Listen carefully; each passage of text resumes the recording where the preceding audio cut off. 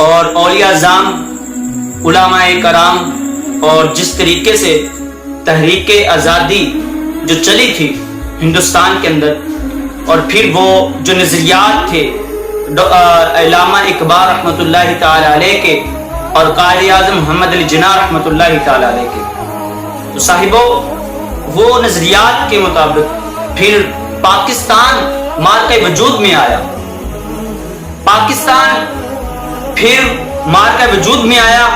الحمدللہ وہ پاکستان حاصل ہوا، اور کس نظریے پہ حاصل ہوا؟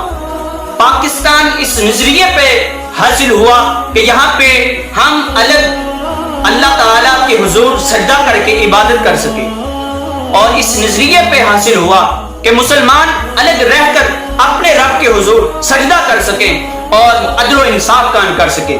ہندو اور مسلمان اکٹھے نہیں رہ سکتے تھے، اور نہ ہی اکٹھے ایک جگہ پہ عبادت کر سکتے تھے، اور اس بنا پہ جب پاکستان بنا، آج ہم بھول چکے ہیں ان قربانیوں کو جو قربانیاں ہمارے اسلاف نے دی، جو قربانیاں ہمارے اولیاء ازام نے دی، جو قربانیاں ہمارے بزرگان دین نے دی، جو قربانیاں قائد ملت اسلامی محمد علی جناح رحمۃ اللہ تعالی علیہ نے دی، جو قربانی آپ کی بہن محترمہ فاطمہ الجناح رحمۃ اللہ تعالی علیہ نے دی، جو قربانیاں ڈاکٹر محمد اقبال رحمۃ اللہ تعالی علیہ آپ کی تھی، اور جو بزرگان دین کی تھی، علماء حق کی تھی۔ صاحب انگریز نے کتنے علماء کرام کو سولی پہ لٹکا دیا، اور علماء حق کو جنہوں نے لوگوں کو دین کا رستہ بتایا، پاکستان کا مطلب بتایا کہ اگر ہم اپنی ایک الگ ریاست قائم کریں گے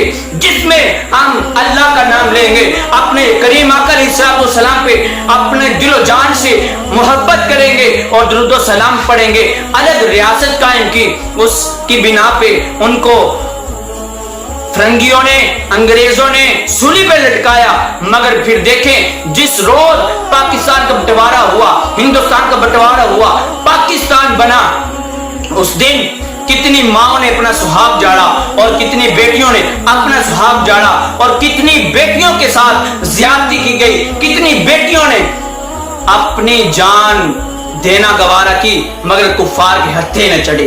ارے کتنی نوجوان، کتنی بہنیں، کتنے بیٹیاں اور کتنے بزرگوں نے اپنی جان دے کر اس پاکستان کو بنایا۔ آج آزادی کا مقصد ہم بھول چکے ہیں۔ آزادی پوچھنی ہو تو ان سے پوچھیں جا کر جو لوگ کتنی دہائیوں سے کن پہ ظلم زیادتی ہو رہی ہے۔ ذاتی پوچھی جائے تو کشمیر والوں سے پوچھو، ذاتی پوچھنی ہے تو آپ فلسطین والوں سے پوچھو، ذاتی کیا معنی مفہوم پوچھنا ہے تو صاحبوں پھر برما کے ان مسلمانوں سے پوچھ لو جن کو دن دہاڑے دنیا کے سامنے کاٹا گیا، جن کے گوشت کے ٹکڑے کباب بنائے گئے، اور ماں کے پیٹ سے حمل بھی ضائع کر دیے گئے۔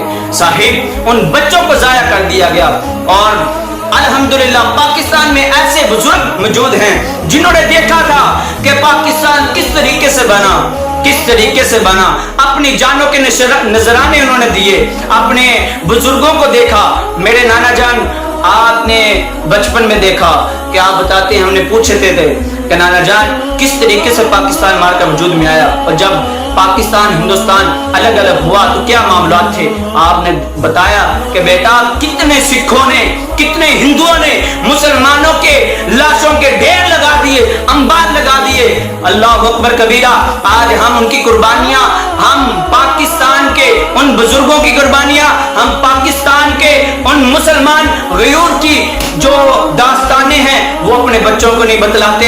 آج صرف اور صرف ایک گانے اور فیشن اور واہیات ہمارا ایک دستور بن چکا ہے، ہمارا ایک کام بن چکا ہے۔ اللہ کے لیے یہ قربانی نہیں، یہ آزادی نہیں۔ ہمیں ان قربانیوں کو یاد رکھنا چاہیے، ہمیں ان قربانیوں کا یاد رکھنا چاہیے۔ پھر میں یوں کہوں گا، میرے شیخ اعلیٰ حضرت محدث ہیبت پوری رحمت اللہ تعالی علیہ، آپ نے فرمایا اٹھو جاگو مسلمانوں اب وقت ہوشیار ہونے کا، اٹھو جاگو مسلمانوں اب وقت ہوشیار ہونے کا، بہت تم سو چکے ہو اب وقت بیدار ہونے کا، اب وقت بیدار ہونے کا ہے۔ تم کئی دہائیوں سے اپنی نسل کو سلا رہے ہو. اے مسلمان جاگ جا, اپنی تب دو, اپنی قیمت, اپنی قدر کو جان پہچان. اس پاکستان کو حاصل کرنے کا اصل مقصد کیا تھا, اور دل جان جان پاکستان کہنے سے نئے کام بنے گا.